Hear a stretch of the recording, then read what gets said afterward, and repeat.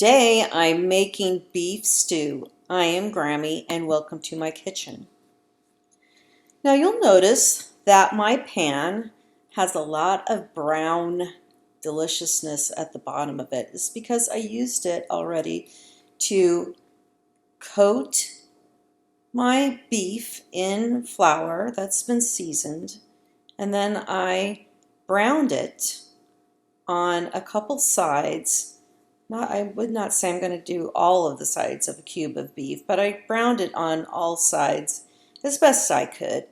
And I did it in small batches so that it developed a nice crust on my beef. And I took it and put it to the side. And now I'm deglazing my pan to get all that yumminess with one chopped onion and five stalks of celery. And it will slowly, I also added some butter in there too, 3 tablespoons of butter. So it will slowly start to take off that brown crusty stuff at the bottom of the pan and just add flavor to my stew. Now, beef stew has a deeper meaning for me. One summer, when I was probably in 5th grade, or just getting out of 5th grade, 4th or 5th grade, a couple of my siblings and I were in a summer school at a woman's house, and her name was Mrs. Kane.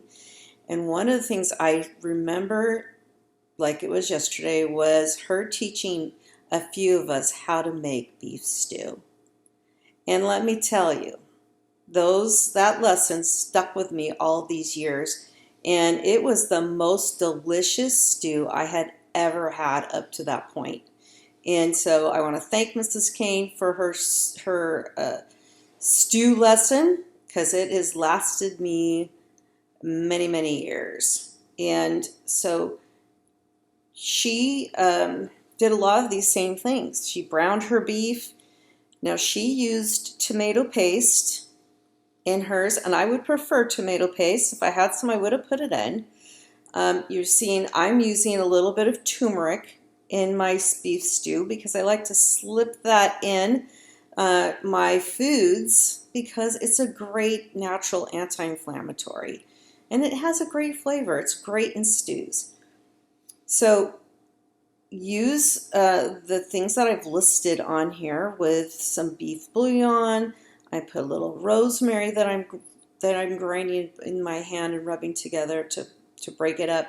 I used some bay leaves. And then you're going to put the lid on your stew and you're going to let it simmer for at least an hour. You also see that I'm sprinkling in a little bit of Worcestershire sauce. And so get everything in there. A can of tomato sauce is good, but if you have tomato paste, use that instead. It just has a better, deeper flavor to it. Put the lid on, let that simmer for an hour. Then after an hour, you are going to take 5 yellow potatoes, 5 or more yellow potatoes, and about 3 handfuls of baby carrots, or just you want to have a couple cups of chopped carrots. I really like my carrots chopped. I don't like a big, huge chunk of carrot in my stew or soups. So you do you with your carrots, and then you're going to let that simmer again for about an hour.